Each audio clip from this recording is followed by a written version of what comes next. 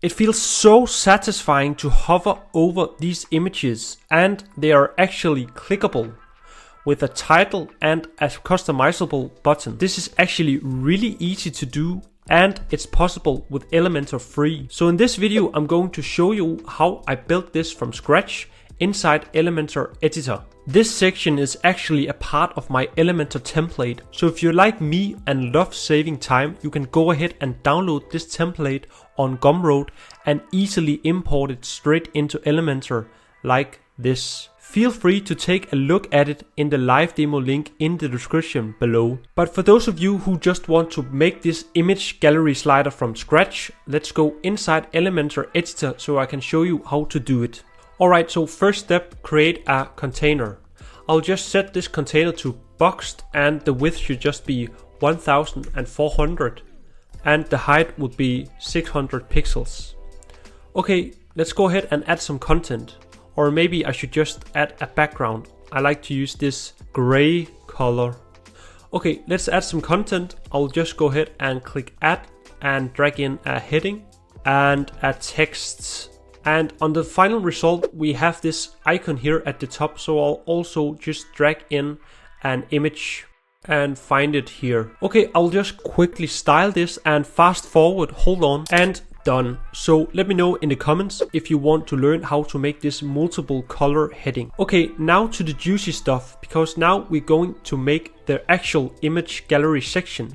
So to do that, navigate to add element and find this HTML widget and drag it in at the bottom. Then navigate to this link.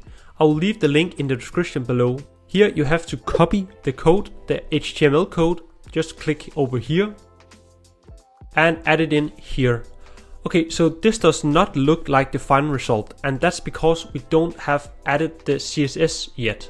So navigate to the widget panel again and find a new HTML widget and insert it here at the bottom, and go to the link one last time and copy my JavaScript and CSS code here. Just click copy and go back and insert it. Okay, so now you can see it's already beginning to look like the final result. But what about the images? I'll just quickly show you how you can add in any image and of course change the heading and the button. So to add in an image, I'll click on the HTML code and find background image URL. So you can see that this is one image and this is the next one and so on. So each time you have to change this URL. So if I want to add in the first image, I will go inside a new tab and go inside my media library, and I will just go ahead and find my images here and add in the first image.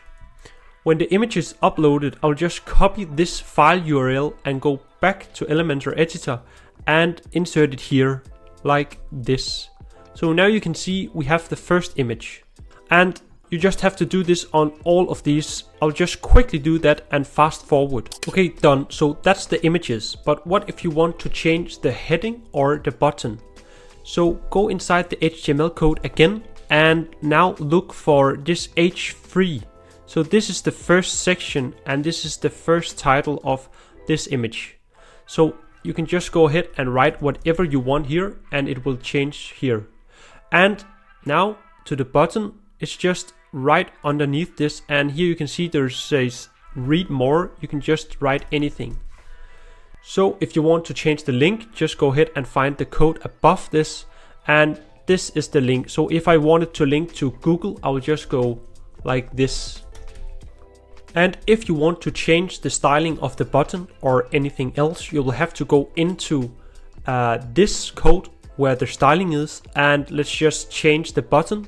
I'll just navigate to line 60 where the button is, and maybe let's just change the background color of the button to red. So now you can see it's red.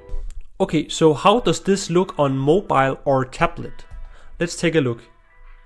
So as you can see, there's too many images right now, so we need to do something. And what I would recommend you do is to go ahead and duplicate this section, and then make sure to delete maybe 4 or 5 of these I'll just go ahead and delete these. Alright, so now it's much better. And then I want you to just click on this and go into advanced and make sure that this is only visible on mobile. So you will actually have two HTML sections, but the CSS code and the JavaScript is the same. So I'll just go ahead and hide this from desktop and tablet. And then this section I will do the same, just the opposite. I will hide this from mobile.